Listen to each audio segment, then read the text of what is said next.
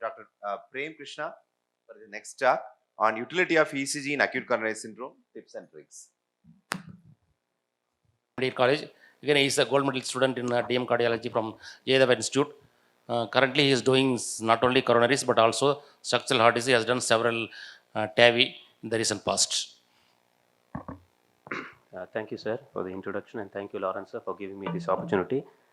Kindly excuse me because my voice is not okay. So, in case I cough in between, kindly excuse me. So, the next few minutes I'll be discussing about the utility of ECG in acute coronary syndromes. I'll just pick on certain selected areas so that because the crowd here is more of a physician-based crowd. We know we can classify ACS into three categories: STEMI, NSTEMI, and unstable angina. Where if you have symptoms, ECG changes, and elevated enzymes, it's a STEMI. If you have ST depression and T wave inversions with an elevated enzymes, it's an NSTEMI. And if you have no specific ECG changes and normal cardiac enzymes, it's an unstable angina. So in the ACS algorithm, the first point of entry is the ECG, and it can be normal, it can be abnormal, as we know. Always remember that you can, in 6% of 1 to 6% of ACS, you can still have a very normal ECG. So that comes, we should consider doing serial ECGs in all the ACS patients. I mean, if you suspect ACS patients, and which is shown in this slide here. If you see the first 30 minutes, the diagnostic yield of ECG is very, very high. A lot of patients in the first 5-10 minutes, usually they have a very normal ECG, and by the end of 30th minute, you have the maximum changes which are picked up. So that's why the class 1 recommendation is, if you have a high suspicion of ACS and if your initial ECG is non-diagnostic, keep repeating once in 15 to 30 minutes intervals, and always try to include the adjunct leads, that is the posterior leads and the right side leads, that is V7 to V9 for the posterior leads and the V4R, which is very specific for the right side lead. And also try to put in a continuous ECG monitor so that you can see any subtle changes or ectopics which are picked up to show whether the myocardium is irritable or not.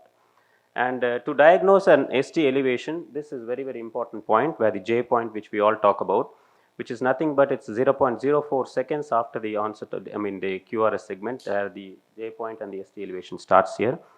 And whether it's an elevation or a depression, we say if it's more than 1 millimeter, if it is seen in more than 2 contiguous leads, then it falls into a abnormal category. So there are multiple definitions which keep changing, but which is commonly followed is, in the absence of LVH or LBBB, we diagnose STEMI by, you just remember 1, 2, 3, that's what we say, 1, 1.5, 2 and 2.5 criteria. So in leads V2 and V3, there should be at least 1 mm ST elevation. In all other leads, for females, it is more than 1.5 millimeter ST elevation, whereas in males less than 40 years, 2.5 millimeter ST elevation, and more than 40 years is 2 mm ST elevation. See, this 0.5 and all those things really doesn't matter, but though the criteria are there. And what is a contiguous lead? That is quite important. So basically, a limb leads that look at this aim area of the heart. For example, the leads 2, 3 AVF, lead 1 AVL, and V5, V6. These are all leads which are in continuity or which are numerically consecutive, like V1 to V6. So these are called as contiguous leads. So this is the most important in the absence of LVH and LBB. Regarding those two, I will show in the subsequent slides. So certain abnormal points, we all know that this is the coved ST elevation or the convex down, which is the Frowney sign. So this is an abnormal which indicates cardiac injury. This we come across a lot of the time. It's an early repolarization pattern. So we still get calls for this one. So this is, if you see, it's a concave upward, where we call this as a smiley sign. So this is benign if it's asymptomatic. But again, if the patient is symptomatic, then this also needs further monitoring. And with respect to NSTEMI, we take it as ST depressions or T wave inversions. For ST depression, at least 0.5 mm. For T wave inversions, at least 1 mm. Where this is again important in leads with RS ratio of more than 1 or a prominent R wave. So that's quite important, because we have a lot of variants like Wellen syndrome, where we have a biphasic T wave, which is a very important sign of proximal LAD stenosis. And in an unstable angina, you may not have anything, or the ECG changes will slowly evolve over time. So based on duration, we can classify the STEMIs into early, less than 12 hours, evolved STEMI in 12 to 48 hours, and recent STEMI with more than 48 hours, where it is shown here. So if you see, this is the normal morphology. This is the early acute STEMI where you'll start having a hyperacute T waves. Then you start having the ST elevation. And then once the evolved STEMIs start happening between the 12 to 48 hours, you start having a Q waves, and then the T wave starts inverting. Then the ST starts coming down, the T wave starts improving, and slowly you have only a Q waves and the T waves become upright. So this is the evolution of changes in the STEMI. And with respect to distribution, how our ECG is basically going to help is, one is localizing the culprit artery. It also shows us the amount of myocardium which is at risk and what are all the high risk features which we have to concentrate.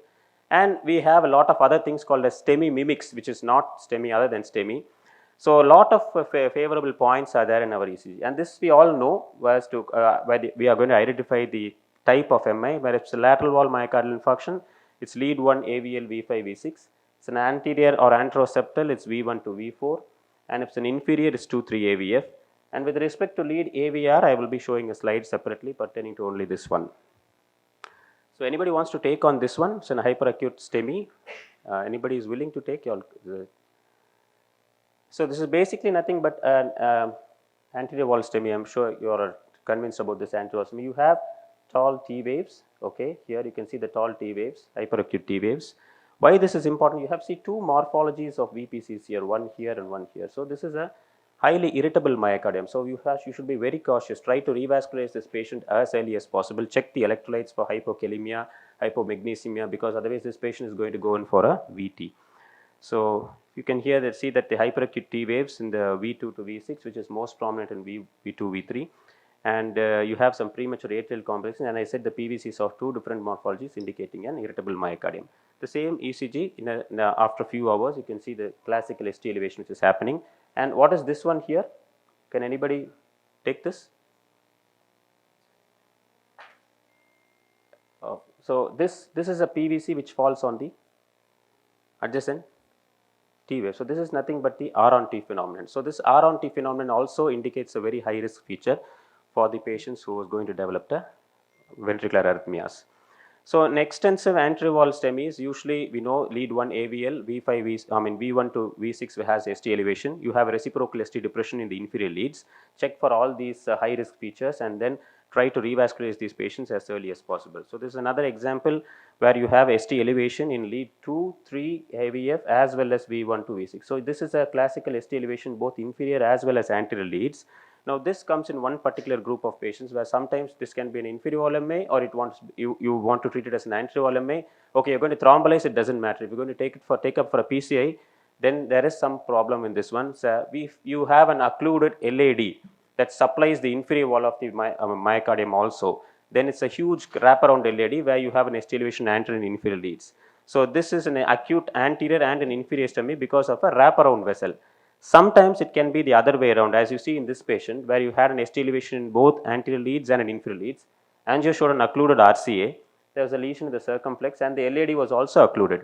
Now which do you want to open up first? So this comes in handy with the echo and other parameters, where the echo which we showed only a wall motion abnormality in the inferior leads, whereas there was no wall motion in the anterior leads.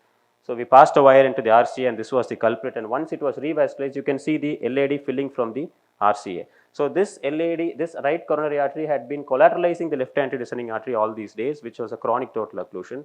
And once this feeding artery is occluded, there's another ischemia at a distance which is happening, so that reflects in the ECG as a ST elevation in both the leads. So it's not always an anterior wall MA, it can sometimes be an inferior wall MA in an ST elevation with both anterior and inferior leads.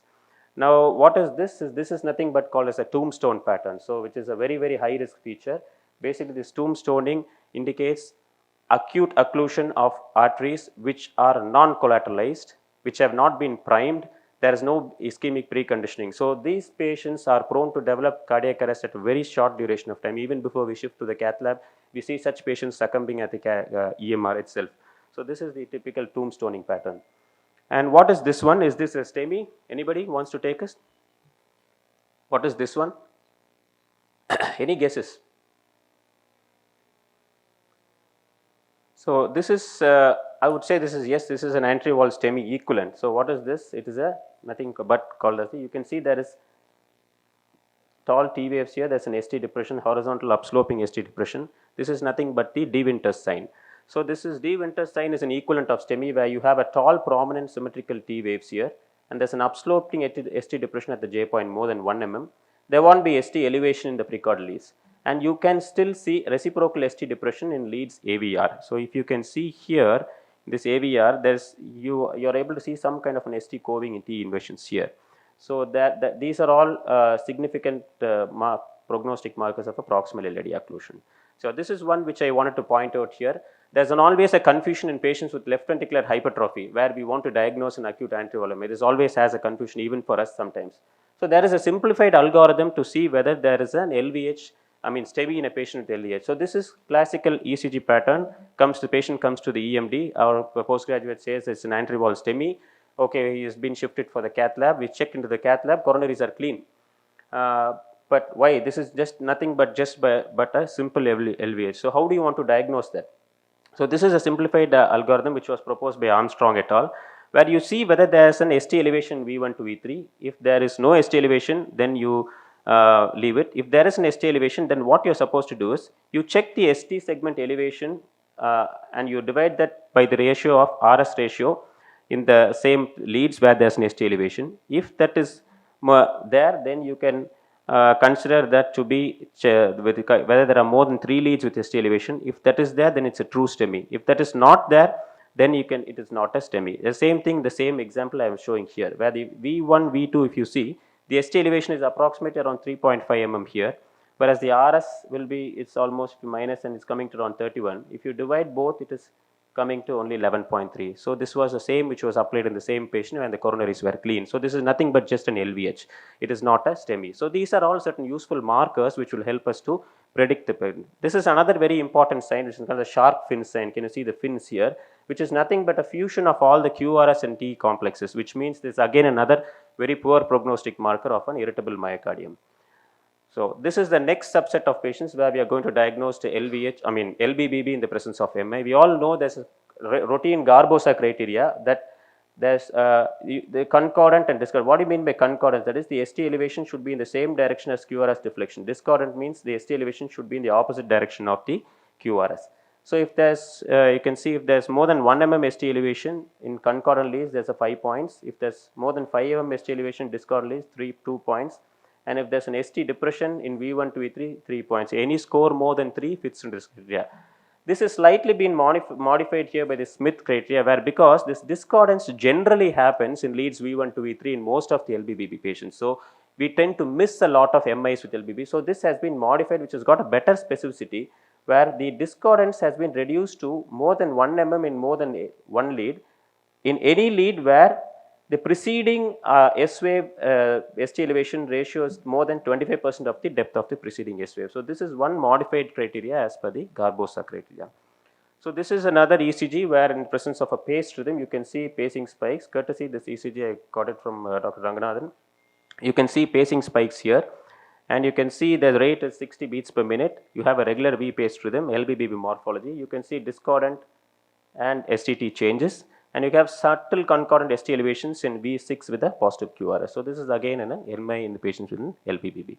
So what other things you should never always think, okay, ST elevation should never be always a STEMI. You should also remember the other causes where the mnemonic is an elevation, which could be electrolyte imbalance, LBBB, early repolarization like LVH, ventricular hypertrophy, or it could be Brugada syndromes, it could be persisting LV aneurysms, or it could be Takotsubo cardiomyopathies, or even intracranial bleed.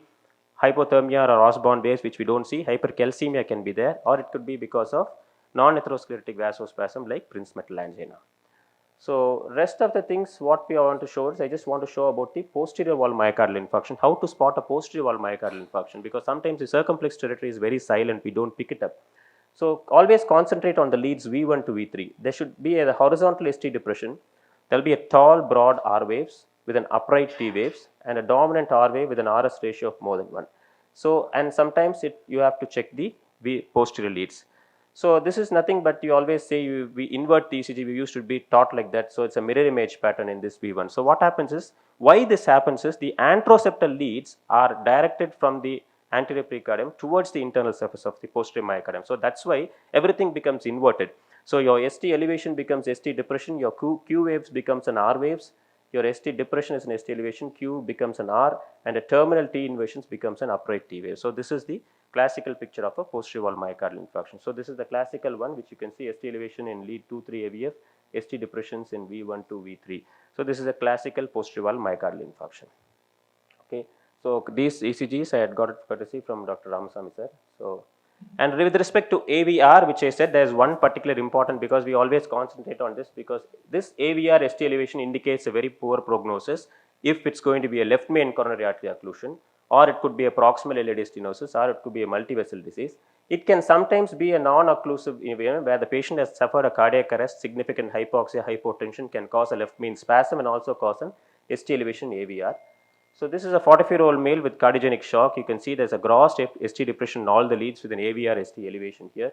And this is the angiogram which showed a tight ostial left main stenosis. He underwent an emergency PCI to the left main. So what happens is here, this is another same thing, left main occlusion. You can see there's an ST elevation in AVR and this ST elevation in V1 also.